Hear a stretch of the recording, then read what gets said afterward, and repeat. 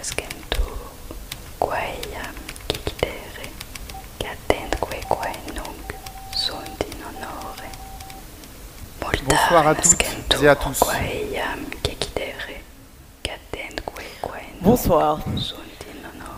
La voix que vous venez d'entendre nous vient du poète latin Horace, du 1er siècle avant notre ère.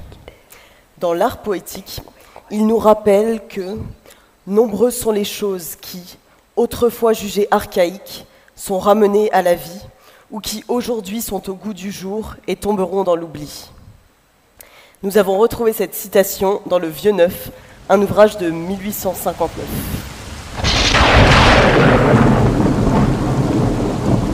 Ce soir, nous vous proposons une plongée dans l'histoire foisonnante des énergies et des innovations oubliées pour réenchanter la transition écologique. Nous sommes une équipe pour donner cette conférence performée transmédia et nous sommes une large communauté d'experts et de néophytes à avoir œuvré pour recueillir cette matière composée d'archives, d'articles de presse, de brevets oubliés et de pièces à conviction. Avec Cédric, Jean, Lucas, Anaïs, Théo, Raphaël et l'équipe paléo-énergétique, nous vous invitons à découvrir comment il nous semble évident et fertile de collectivement nous inspirer des inventeurs et inventrices passés pour répondre aux urgences actuelles. Les urgences actuelles sont telles que nous devrions réformer notre système énergétique et économique dans un temps court, très très court. La Terre aurait vu disparaître près de 68% de ses populations de vertébrés entre 1970 et 2016, un rythme estimé 100 à 1000 fois supérieur au taux naturel d'extinction par le Fonds mondial pour la nature. La population d'oiseaux a diminué de près de 30% en France en 30 ans. La hausse du niveau de la mer est plus rapide depuis 100 ans que depuis 3000 ans. Les événements météorologiques extrêmes, sécheresse, vagues de chaleur, inondations, incendies, cyclones tropicaux, montée des eaux ont lieu de plus en plus souvent et sont de plus en plus intenses. Le modèle agricole conventionnel participe également à la dégradation des sols, de la qualité des eaux et de l'air, ainsi qu'au recul de la biodiversité. Aujourd'hui, passer de plus 5 degrés à plus 4 degrés est un scénario invivable. Pour beaucoup de gens, ce temps est bien trop court. Et surtout, comment faire ? 10 ans pour transitionner, 10 ans pour s'adapter, 10 ans pour bifurquer. Aura-t-on toutes les réponses technologiques ? Les réponses seront-elles toutes technologiques ? La géo-ingénierie va-t-elle sauver le monde et rattraper tout ce qu'on a déjà perdu ? Aura-t-on une mobilisation sociale pour cette bifurcation ? Aura-t-on assez de personnel qualifié pour transitionner ? Forme-t-on, à l'heure actuelle, assez d'étudiants dans les branches techniques ? Saurons-nous financer ce défi ? Sommes-nous prêts à une véritable transition culturelle ? Devrons-nous vivre mieux avec moins ? C'est pour aider à ce défi que nous pensons qu'il faille aller se servir dans notre immense et riche patrimoine industriel, culturel et vernaculaire. Il nous semble évident que pour affronter un tel défi, nos anciens peuvent nous y aider. Nous les appelons les paléo-héros et les paléo-héroïnes. Ils et elles ont œuvré, ont imaginé et prototypé. Ils et elles ont souvent été oubliés. Le progrès et l'empilement des développements technologiques, associés à un déni des limites physiques et planétaires, nous ont poussés dans une course effrénée à la modernité, à l'automatisation à outrance et à la complexité. Nous souhaitons, à travers nos recherches, créer un panthéon, un lieu de mémoire commune pour que leurs inventions et leurs solutions soient conservées, pour que les générations actuelles et futures s'en emparent. Nous proposons aujourd'hui de créer une manière d'innover, non pas en opposition, mais complémentaire aux recherches et technologies actuelles, qu'elles soient fondamentales ou en sciences appliquées. Nous ne sommes pas anti-technologie, mais nous critiquons la technique et surtout œuvrons à ne pas en oublier une seule.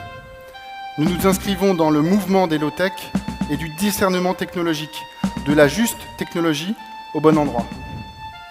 C'est une manière d'alimenter nos réflexions sur l'innovation qui réactualise notre héritage technique et culturel commun face aux défis du changement climatique.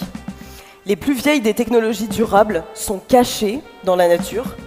La nature est la plus vieille rétrotechnologie au monde. Rapprochons-nous un instant du vivant pour parler du biomimétisme. Cette méthode qui imite les milliers d'années des itérations technologiques et génétiques de la nature.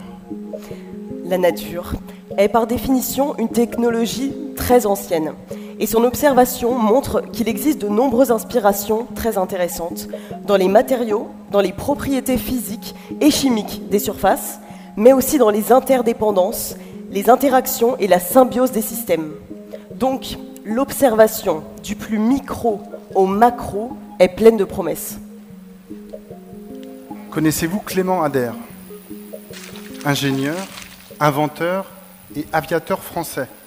Il s'est énormément inspiré de la nature pour créer l'un des premiers avions.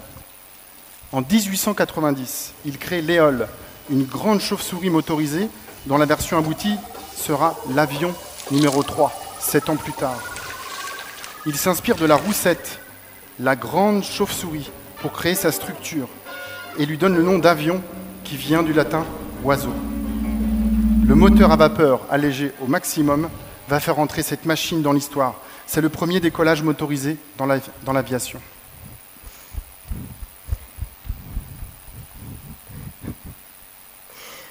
De nombreuses architectures sont inspirées de la nature, à commencer par le fameux Crystal Palace, qui lors de la toute première exposition universelle en 1851 avait fait grande impression. La structure du Crystal Palace est l'œuvre du Britannique Joseph Paxton, autodidacte et paysagiste.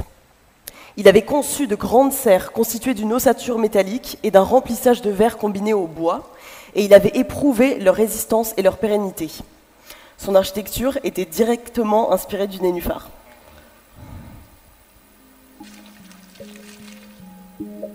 Regardons de plus près cette termitière. Son système de refroidissement naturel fonctionne grâce à la circulation de l'air entre le bas et le haut de la tour. Ceci crée un courant d'air constant qui ne requiert aucun moteur ni énergie. Elle a été inventée dans les années 90 au Zimbabwe par Mike Pierce, qui a dû construire un immeuble de 7 étages sans utiliser l'air conditionné. Les termitières peuvent monter jusqu'à 9 mètres de haut. Elles sont couvertes de petits trous qui permettent à l'air de passer et de stocker l'air frais. En adaptant les matériaux et les réseaux de circulation de l'air chaud, il fait 27 degrés à l'intérieur quand il fait 40 degrés dehors. Nous l'avons entrevu. De nombreuses architectures peuvent s'inspirer de l'intelligence et du design de la nature. Des matériaux aussi avec la soie, qui est plus résistante que l'acier pour un même diamètre. Et puis quand on dézoome sur la nature, on s'aperçoit que rien ne se perd, rien ne se crée, tout se transforme, que les interdépendances sont nombreuses et complexes, et qu'on n'a pas toujours vu de l'intelligence dans la nature. Dans les périodes fastes, où l'optimisme prévaut, la société se tourne plus naturellement vers l'avenir et les nouvelles technologies, à travers lesquelles le passé est, au mieux, sublimé et consommé comme n'importe quel autre produit de consommation, le plus souvent de manière passive. En période d'incertitude, le patrimoine culturel acquiert une dimension éducative et constitue un réservoir d'inspiration et de solutions, habituellement mis de côté lorsque la confiance dans le progrès et le technosolutionnisme sont l'horizon principal. Nous nous tournons instinctivement vers ce que nous avons déjà expérimenté lorsque l'avenir s'assombrit. Ainsi, certains modes de construction du passé reviennent sur le devant de la scène lorsque les faiblesses énergétiques des bâtiments modernes sont la preuve de leur non-durabilité, ou lorsque le passé nous montre que des traditions agricoles sont bien plus compatibles avec la protection de l'environnement et une pratique de l'agriculture durable. Ceci pour que les enfants et les enfants de nos enfants puissent encore continuer d'en recueillir les fruits. On vous invite sans plus tarder à un voyage rétro-futuriste dans le temps et les archives. Et ce sont les périodes de crise, Première Guerre mondiale, Seconde Guerre mondiale, les crises du pétrole dans les années 70 qui ont vu naître le plus grand nombre d'inventions et d'alternatives, et ce, sous la contrainte.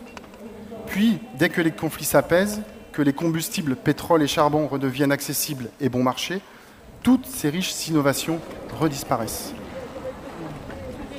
Aujourd'hui, nous ne pouvons plus uniquement juger une énergie selon son coût actuel, mais sur sa capacité à décarboner la société, à se passer des dépendances géostratégiques, à créer de la résilience, à résister aux chocs et à se diffuser au plus grand nombre. Le fait que les hommes tirent peu de profit des leçons de l'histoire est la leçon la plus importante que l'histoire nous enseigne. Nous vous invitons ici à une archéologie des inventions pour éviter non seulement l'obsolescence des objets, mais celle aussi de la connaissance. C'est pourquoi nous avons souhaité, depuis 2015, faire appel à l'intelligence collective en collectant à plusieurs la grande histoire oubliée des inventions énergétiques. C'est le programme paléo-énergétique. Nous exhumons avec les participants volontaires, avec des chercheurs, chercheuses, avec des néophytes, des brevets, des inventions, des usages, toute idée qui permette d'écrire une autre histoire de l'innovation sur les territoires afin de pouvoir inspirer non pas une transition, car le temps manque, mais un basculement. Nous animons des ateliers de projection avec la frise. La frise qui contient de nombreuses inventions. Nous projetons des futurs énergétiques. Nous recueillons en continu de nouvelles inventions, et ce, en plusieurs langues. Nous avons pu synthétiser dès 2018 les premières années de recherche. Avec une dizaine de chercheurs qui ont écrit des articles, nous avons compilé et sélectionné plus de 60 inventions et présenté la méthodologie de la paléo-énergétique dans un ouvrage. Cet ouvrage, Rétrofutur, une contre-histoire des innovations énergétiques, est traduit en japonais, puis en anglais, et sera réédité pour la rentrée littéraire 2023.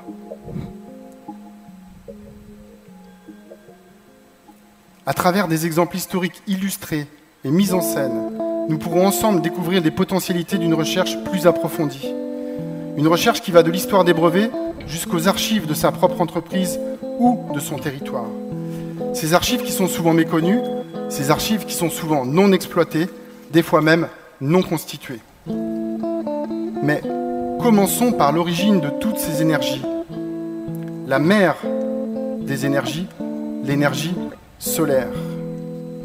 Les Égyptiens, puis les Grecs, utilisaient déjà la technique de la concentration solaire qui consiste, avec des métaux polis et courbes, à concentrer les rayons pour monter en température. Il aura fallu cependant attendre une brique technologique pour que la concentration solaire dévoile tous ses potentiels, le développement des miroirs.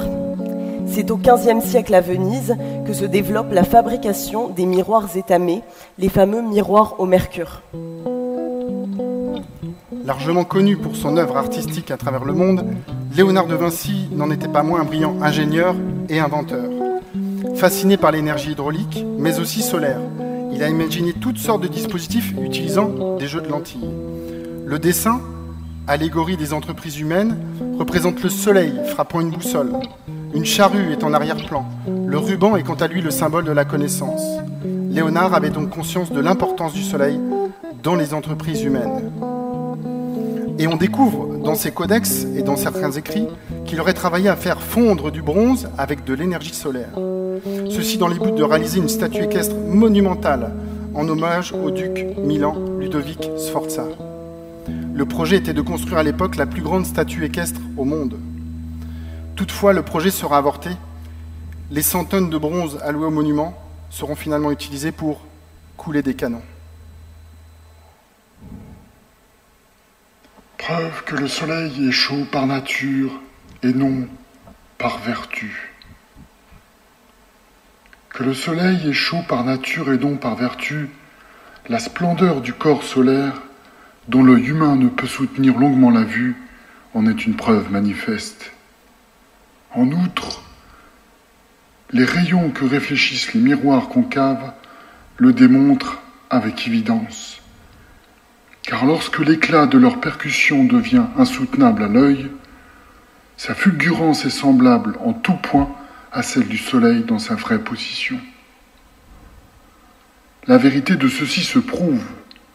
En effet, si un tel miroir a la surface concave requise pour produire ce rayon, nulle chose créée ne résistera à la chaleur d'une pareille percussion des rayons réfléchis par un miroir.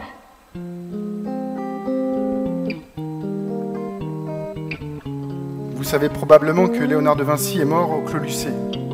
près de Tours, car il travaillait dans la Loire pour François Ier jusqu'à la fin de sa vie. Nous pensons que cet univers solaire, par le biais de ses manuscrits et de ses codex, a imprégné ce territoire. En effet, au XIXe siècle, dans les années 1860, un instituteur et inventeur reprend ces principes de concentration solaire pour inventer les premières paraboles et fours solaires dans la région. Il s'agit d'Augustin Mouchot, modeste professeur de mathématiques à Tours. Il est le premier à démontrer les applications de la chaleur solaire et publie en 1869 un ouvrage précurseur intitulé « La chaleur solaire et ses applications industrielles ». Il écrit dans cet ouvrage « Il arrivera nécessairement un jour où, faute de combustible, l'industrie sera bien forcée de revenir au travail des agents naturels, que les dépôts de pétrole ou de charbon lui fournissent encore leur énorme puissance calorifique, nous n'en doutons pas, mais ces dépôts s'épuiseront sans aucun doute. Il est prudent et sage de ne pas s'endormir à cet égard dans une sécurité trompeuse. » Les inventions de Mouchot sont remarquées par le grand public en 1878 lors de l'exposition universelle de Paris, où il présente un moteur à vapeur solaire. En 1882, son invention est reprise par l'ingénieur Abel Piffre pour faire fonctionner une presse Marinori sur laquelle il imprime le Soleil Journal. L'équipe de chercheurs de paléo-énergétique est à la recherche de ce patrimoine, de ce morceau de patrimoine, d'un des exemplaires imprimés à l'énergie solaire. Nous invitons chacun et chacune d'entre vous à nous rejoindre dans cette grande enquête et à nous indiquer si vous en retrouvez un dans un grenier, dans des archives ou même chez un antiquaire.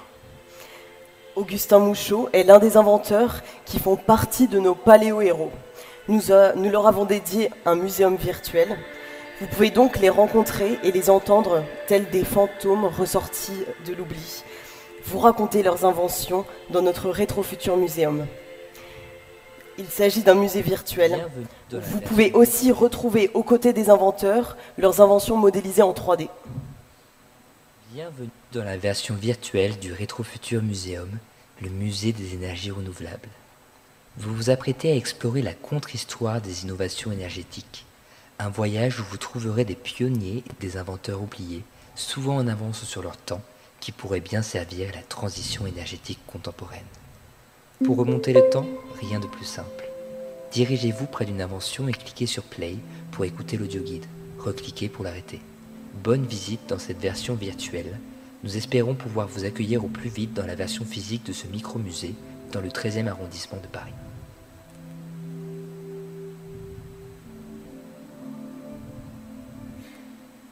Extrait du journal Le Monde Illustré, le 12 août 1882. L'imprimerie solaire est une application originale de la chaleur solaire à l'industrie. L'invention de M. Augustin Mouchot a été depuis portée à un grand degré de perfection par M. Abel Piffre, qui multiplie depuis quelque temps les expériences publiques destinées à vulgariser cette grande idée. Dimanche, c'était le jardin des Tuileries, où fonctionnait une presse solaire, clou de cette grande kermesse. Un grand cône en plaqué d'argent de 3,50 m de diamètre reçoit les rayons du soleil, les concentre sur la surface noircie d'une chaudière placée au milieu du miroir. L'eau contenue dans la chaudière est élevée à la température correspondant à celle de la vapeur. Cette vapeur est amenée dans le corps de pompe d'un petit moteur et agit sur un piston. Voilà le mouvement obtenu.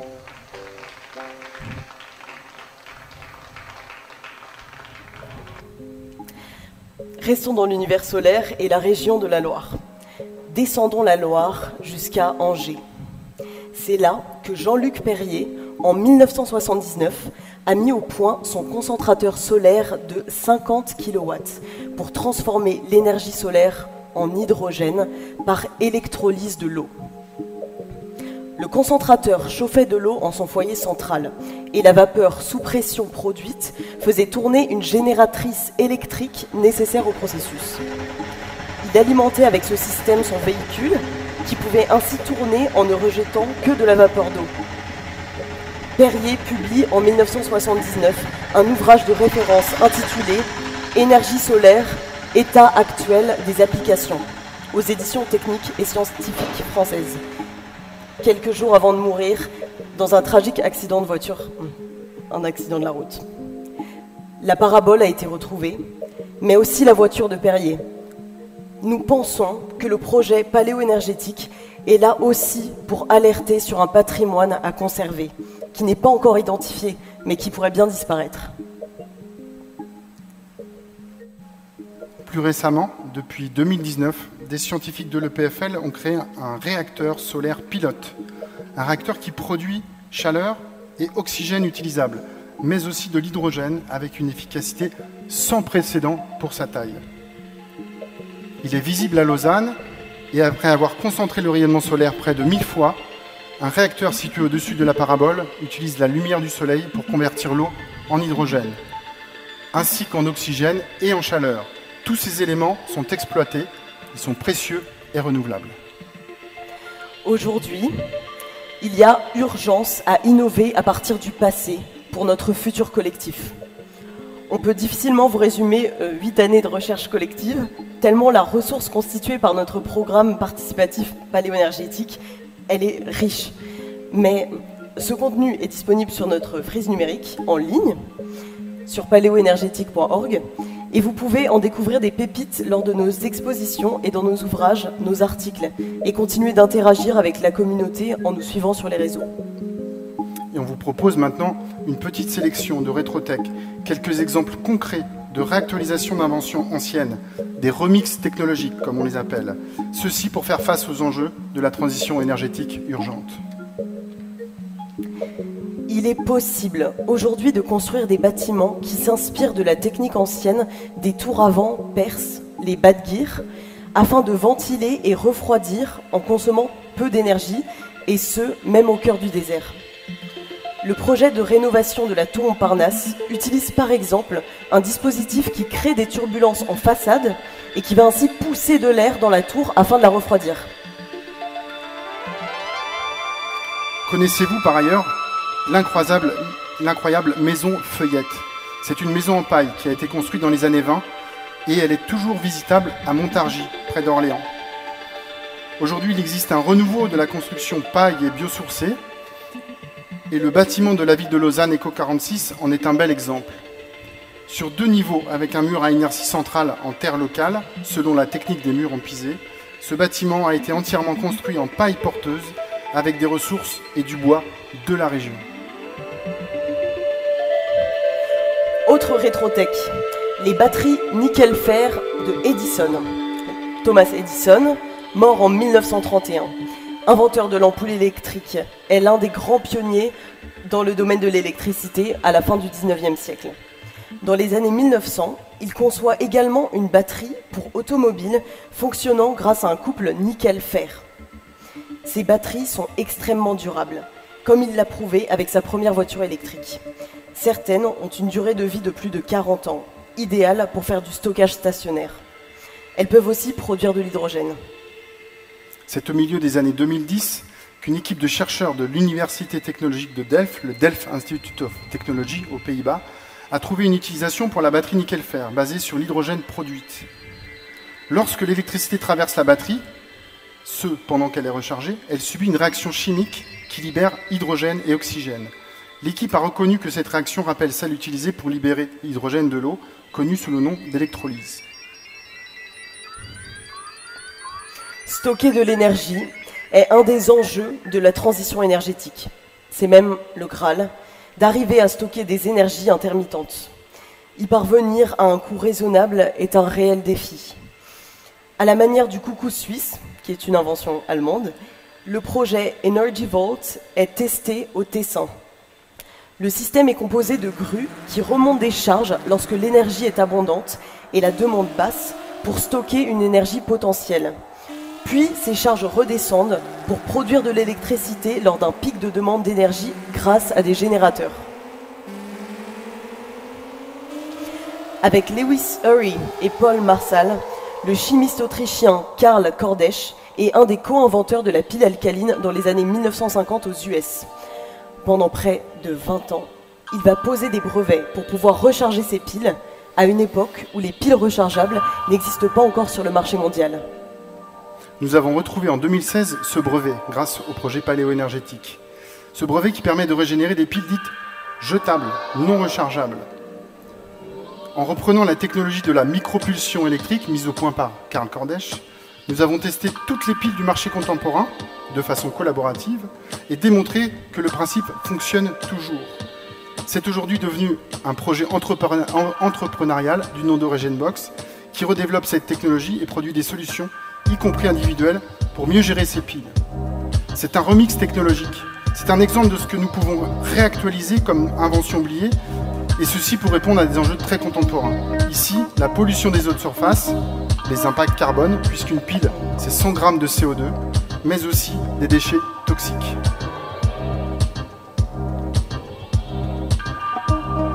J'espère que nous avons pu vous transmettre ce soir le potentiel de ce riche patrimoine endormi qui nous attend. Il nous semble important aujourd'hui d'aller explorer plus en avant. Et nous comptons sur vous pour enrichir ensemble cet état de l'art et peut-être pour donner naissance à une collection, à des remixes technologiques et à un projet de Rétro-Futur Museum dans le 13e arrondissement pour rassembler ce patrimoine et ses archives. Nous vous proposons de se quitter sur une dernière citation. Cette citation est celle d'Éric Dussert, co-auteur du livre Rétro-Futur et immense soutien au projet de recherche paléo-énergétique et à cette grande enquête collective. Éric est non seulement un grand spécialiste de la littérature française, mais aussi coordonnateur de la numérisation des collections à la BNF. Voici la citation. Il n'est jamais inutile de fouiller les musées et les bibliothèques pour retrouver ce que nous ignorions n'avoir pas perdu. Merci.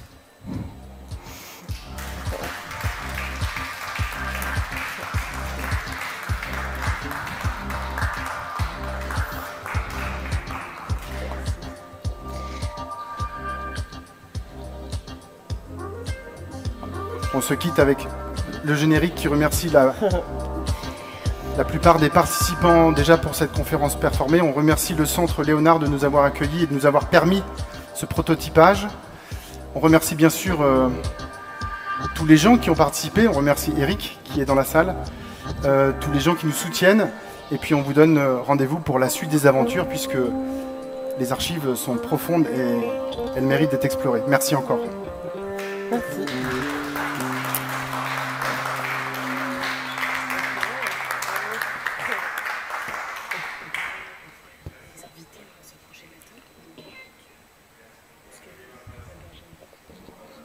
Conférence performance. Le festival Building Beyond touche à sa fin. On a exploré aujourd'hui la transformation des modes de vie. Il reste encore, pour ceux qui sont les plus motivés, une visite demain du chantier Universen à Saint-Denis. Il reste quelques places suite à des désistements si vous souhaitez nous rejoindre. Et maintenant, je vous invite à venir discuter pour ceux qui sont ici chez Léonard avec Atelier 21 de cette conférence performance qu'on vient de voir. Merci beaucoup. Merci à tous.